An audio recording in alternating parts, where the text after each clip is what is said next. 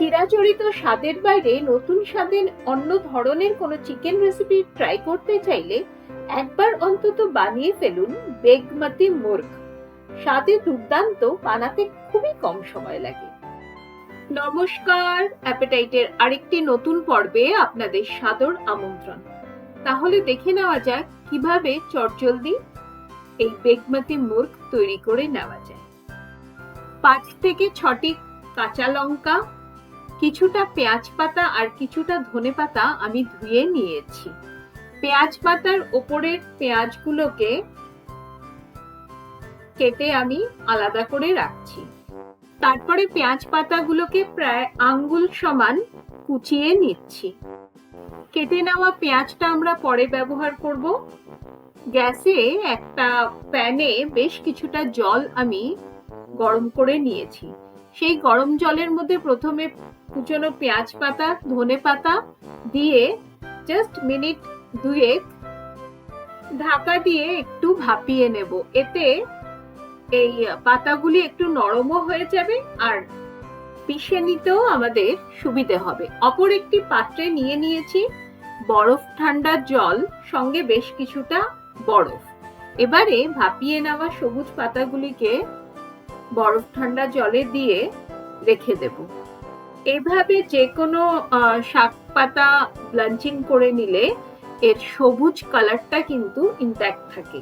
আচ্ছা, প্যানে যে জলটা আমি ভাপিয়েছিলাম সে জলটা কিন্তু কখনোই ফেলে দেব না, ওটা আমরা পরে ইউজ করব। কাঁচা লঙ্কা আর ভাপিয়ে নেওয়া পেঁয়াজ পাতা আর ধনে পাতাটাকে বিনা জলে খুব ভালোভাবে পিষে নিতে হবে।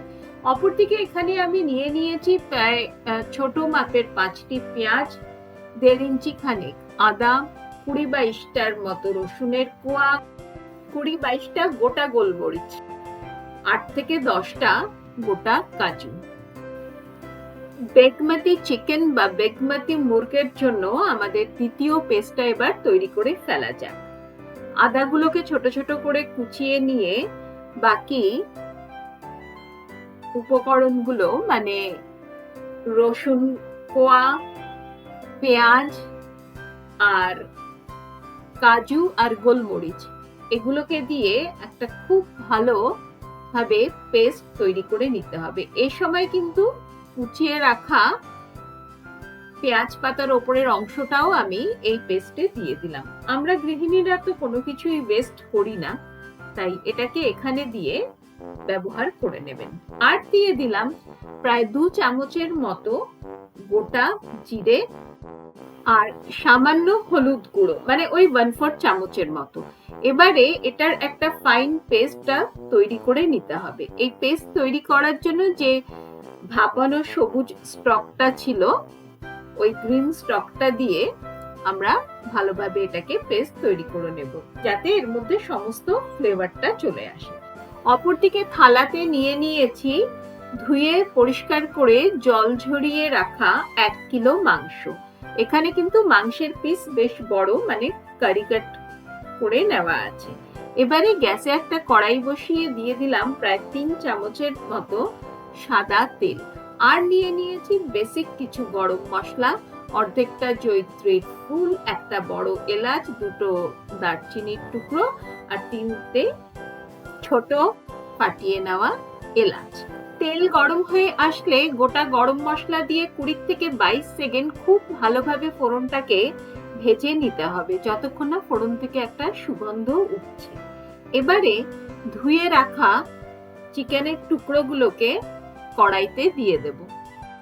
এখানে একটা কথা বলে রাখি, ধোয়া চিকেন কিন্তু কোনো রকম ভাবেই ম্যারিনেটেড নয়, মানে সামান্য লবণও কিন্তু দেওয়া নেই। তেলে চিকেনটা দিয়ে মিনিট 3 থেকে 4 লো টু মিডিয়াম ফ্লেমে চিকেনটা খুব ভালোভাবে ভেজে নিতে হবে। এখানে যদি আগে আমি চিকেনে লবণ দিয়ে দিতাম তাহলে কিন্তু চিকেন থেকে জল ছেড়ে যেত। তো সেটা যাতে না হয় সেজন্য আগে তেলে 4 থেকে 5 মিনিট এটা খুব ভালোভাবে ভেজে নিতে হবে।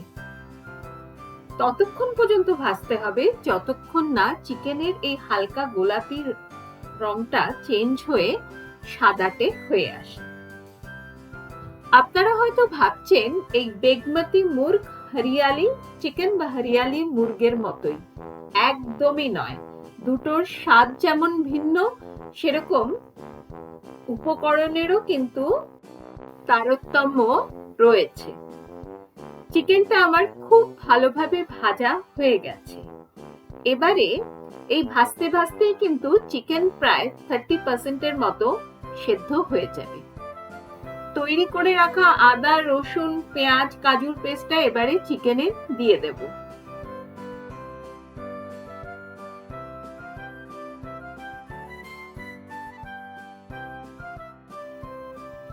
ব্লেন্ডিং জারের গায়ে বেশ অনেকটাই মশলা থেকে যায়, মানে লেগে থাকে, তো সেই ব্লেন্ডিং জার ধোয়া জলটাও কড়াইতে দিয়ে দেব। এই সময় গ্যাসের ফ্লেম লোতে করে এই পেস্টটা দিয়ে খুব ভালোভাবে চিকেনটাকে মিনিট 2 থেকে 3 ভেজে নিতে হবে। গ্যাসের ফ্লেম লোতে করে ঢাকা দিয়ে এবার চিকেনটাকে একটু কষতে দিতে হবে।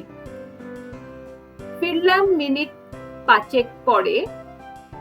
এখন কিন্তু সুন্দরভাবে তেল ছাড়তে শুরু করেছে আর চিকেনটা কষে গেছে। এই সময় মিশিয়ে দিলাম স্বাদ অনুসারে লবণ আর 1 চামচ ধনে গুঁড়ো। ধনে আর লবণটা চিকেনের মধ্যে ভালোভাবে মিশিয়ে নিচ্ছি। চিকেন কষাতে যদি মনে হয় যে মশলা কড়ার নিচে লেগে যাচ্ছে, তবে অল্প কিছুটা গ্রিন স্টকটা দিয়ে চিকেনটাকে কষিয়ে নেব। আবারও ঢাকা দিয়ে মিনিট 2 রেখে দিলাম। চিকেন খুব ভালোভাবে কষে তেল ওপরে ভেসে উঠেছে। দিয়ে দিলাম 1 চামচ গরম মশলা গুঁড়ো আর দিয়ে দেব তৈরি করে রাখা ধনেপাতা আর পেঁয়াজ পাতার পেস্টটা। বেগমতি মুর্গ আমাদের তৈরি। এবারে শুধু সবুজ পেস্ট আর গরম মশলা গুঁড়োটা একটু ভালোভাবে মিশিয়ে নিলেই হলো। পেঁয়াজ ধনেপাতার পেস্টটা দেওয়ার পরে আর কিন্তু রান্না করতে যাবেন না, তাহলে বেগমতি মুরগের রংটা কালচে হয়ে আসবে। গ্যাসের ফ্লেম বন্ধ করে সবশেষ উপর থেকে ছড়িয়ে দিলাম বেশ কিছুটা লেবুর রস। যে কোনো ধরনের নান, পরোটা, কুলচা বা যে কোনো ধরনের পোলাওয়ের সঙ্গে দুর্দান্ত স্বাদের এই বেগমতি মুর্গ আপনি সার্ভ করতে পারেন। আজকের উপস্থাপনা আপনাদের কেমন লাগলো অতি অবশ্যই আমাকে কমেন্ট করে জানাবেন। যদি কিছু ভালো লেগে থাকে তাহলে একটি লাইক দিয়ে অনেক অনেক শেয়ার করবেন। আমার চ্যানেলে যারা নতুন বন্ধু তাদেরকে রিকোয়েস্ট করব চ্যানেলটিকে সাবস্ক্রাইব করে আমার পাশে থাকার। যখনই আমি নতুন কোনো ভিডিও আপলোড করব আপনাদের কাছে নোটিফিকেশন পৌঁছে যাবে। আর অনুরোধ রইল অ্যাপিটাইটেড ফেসবুক পেজটিকে ফলো করার। আজকে বেগমতি মুর্গ আমি সার্ভ করেছি মটর পোলাও বা পিস পোলাওয়ের সঙ্গে। আজ তাহলে এ পর্যন্তই। ভালো রাঁধুন, ভালোবেসে রাঁধুন।